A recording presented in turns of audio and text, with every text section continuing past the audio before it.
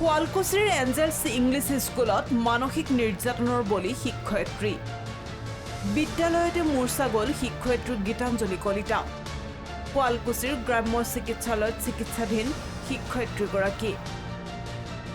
Angel English স্কুলৰ কৰ্তৃপক্ষৰ বিৰুদ্ধে গুৰুতৰ অভিযোগ শিক্ষক-শিক্ষয়িত্ৰী।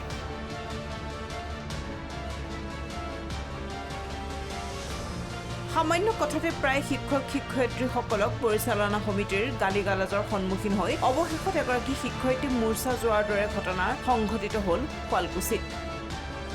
বিদ্যালয়খনত শিক্ষক-শিক্ষয়িত্ৰীৰ প্ৰৱেশৰ সময় 8:45। সেইদিনা 8:41 শিক্ষয়িত্ৰী গীতাঞ্জলিৰ প্ৰৱেশ কৰিছিল বিদ্যালয়ত। 4 মিনিট আগতে প্ৰৱেশ কৰাৰ পিছতো সামান্য কথাৰ অজুহাততে স্কুল পৰিচালনা সমিতিৰ সম্পাদক ৰত্নেশ্বৰ কলিতাই অকথ্য গালি-গালাজ কৰাৰ অভিযোগ তুলিছে শিক্ষয়িত্ৰীৰ স্বামীয়ে।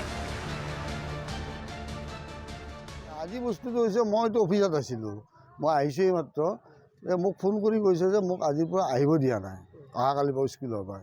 মোৰ ঠিকে আছে, কাৰণটো কি? কাৰণটো হ'ল আজি কেইদিনমান আগৰ পৰা স্কুল খোলে, মানে প্ৰাৰ্থনা হয় 8:50, 8:45 গেট বন্ধ কৰে। তাৰ আগত মিছবিলাক টিচাৰবিলাক সোমায়। তেওঁ 8:41 সোমাইছিলে আজিৰ পৰা 4 দিন আগত। মই ছেক্ৰেটৰী, নামটো মই পাহৰিলোঁ, ছেক্ৰেটৰীৰ ৰত্নেশ্বৰ কলিতা ছেক্ৰেটৰী। তেওঁ মিছবিহেভ কৰিছে। আল্টিমেটলি মই বুজি পালোঁ যে তেওঁক সংগী লাগে, তাৰমানে কি তেওঁক সোনকালে স্কুলত আহিব লাগে, আহিলে তেওঁৰ লগত মানে কথাৰ মহলা পাতি থাকিব লাগে। তেওঁৰ এটা চৰিত্ৰ আছে মই জানো, আৰু ৰাইজেও জানে।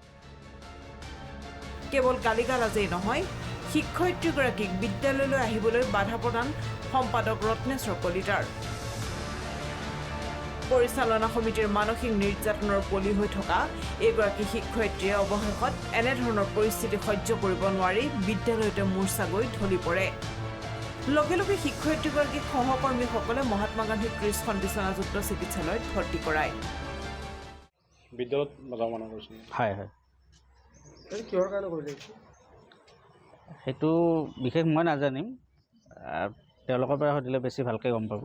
এই কথাক লৈ তেওঁ মূৰ্ছা কৰিছে। হয়।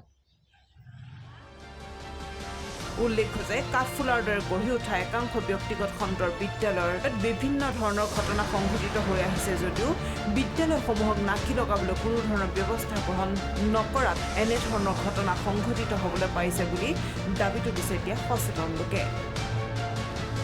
শুৱালকুছিৰ পৰা জিন্তু দাসৰ ৰিপৰ্ট, প্ৰথম খবৰ।